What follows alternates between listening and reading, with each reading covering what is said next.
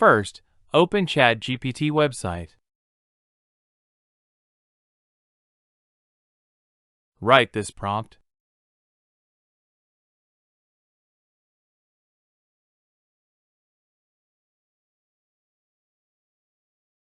You can edit the prompt to get better results.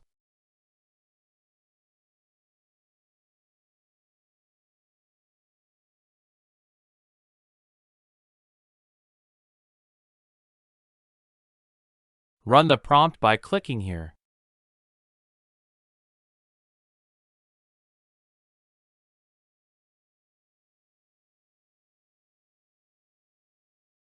You will find the prompt used in the video on description below.